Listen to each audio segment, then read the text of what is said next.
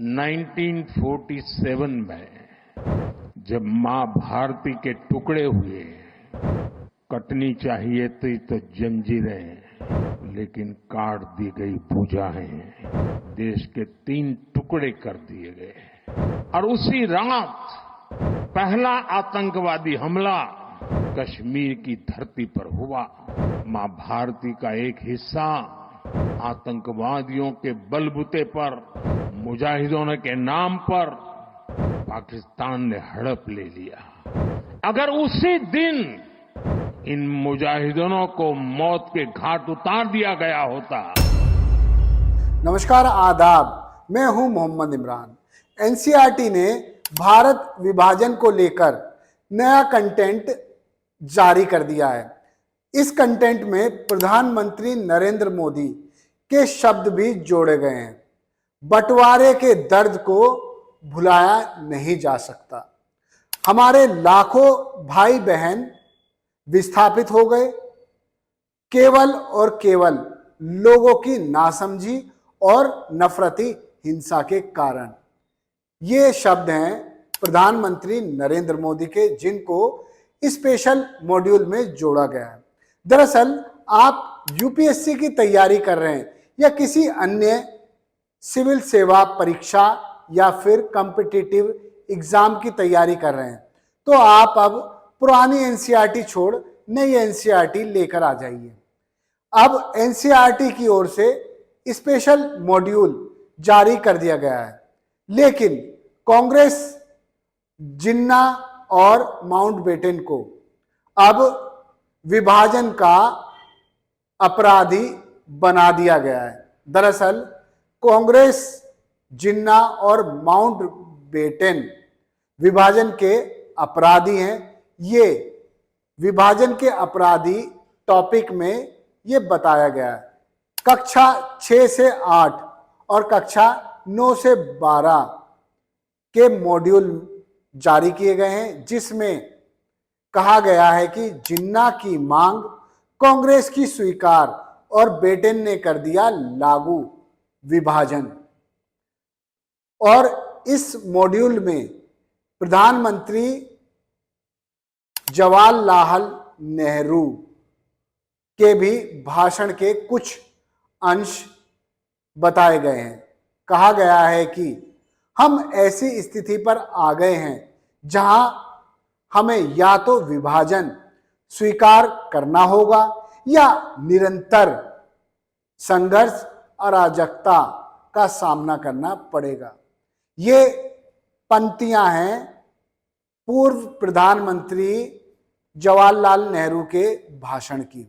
इतना ही नहीं, एनसीईआरटी के नए मॉड्यूल में कश्मीर में आतंकवाद का जिक्र किया गया है और हाल ही में हुए ऑपरेशन सिंदूर को भी जोड़ दिया गया है।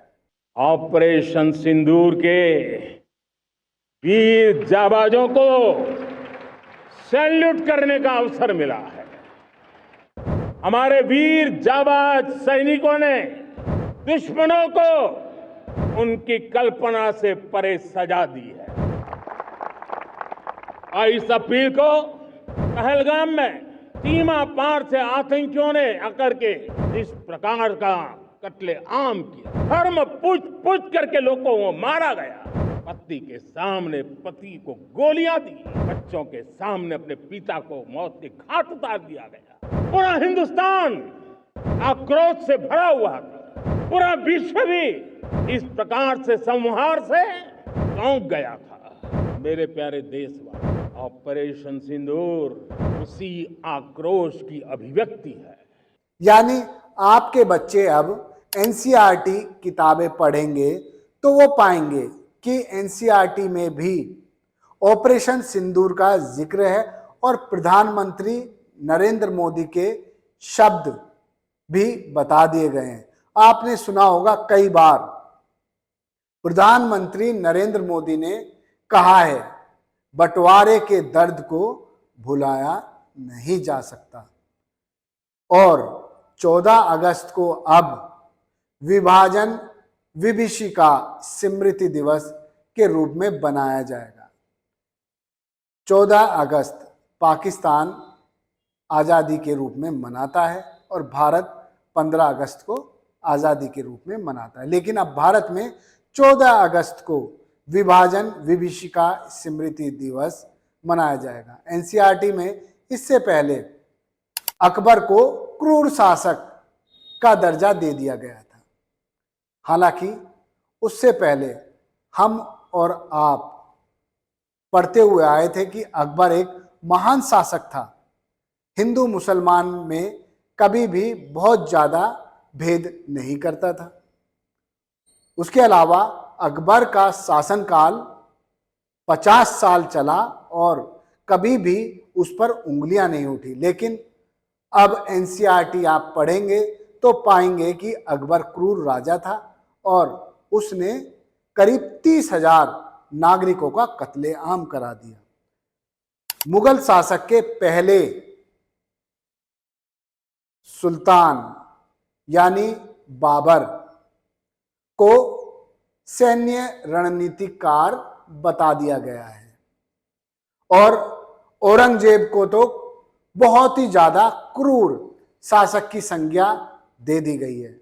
इतना ही नहीं, एनसीईआरटी की किताब में बनारस, मथुरा और सोमनाथ में तोड़े गए मंदिरों के बारे में भी बताया गया है और कहा गया है कि जैन, सूफी संत और कई अन्य समाजों पर उस दौरान अत्याचार होते थे। खैर, अब एनसीईआरटी के नए कंटेंट को लेकर एक नया विवाद छिड़ गया है। कांग्रेस को पूरी तरह इस नए कंटेंट में अपराधी बता दिया गया है, क्योंकि कांग्रेस ने ही विभाजन की डिमांड स्वीकार की, जिसको जिन्ना ने किया था। उसके बाद माउंटबेटन को ब्रिटेन सरकार ने भेजा था भारत की समस्याओं का समाधान करने और माउंटबेटन प्लान आया जिसमें विभाजन को स्वीकार कर लिया। अब इस विभाजन को स्वीकार करने के बाद तरह तरह के सवाल उठने लगे हैं। उस वक्त भारत और पाकिस्तान बन गए, लेकिन अब क्या बनना है ये तो वक्त बताएगा। लेकिन इतना जरूर है कि देश भर में कांग्रेस को अब एक अपराधी की तरह पेश करने की तैयारी शुरू हो गई है। वोट चोरी पर कोई बात नहीं कर रहा और मेन स्ट्रीम मीडिया में वोट चोरी का मुद्दा पूरी तरह गायब है। हो सकता है कि मेन स्ट्रीम मीडिया को अब एनसीईआरटी के नए कंटेंट देकर एक काम पर लगा दिया गया है। धन्यवाद। देखते रहिए जय हिंद जनाब। चैनल को लाइक और सब्सक्राइब करना ना भूलें। हमारी खबरें आपको कैसी लग रही हैं कमेंट बॉक्स में कमेंट लिखें। जय हिंद।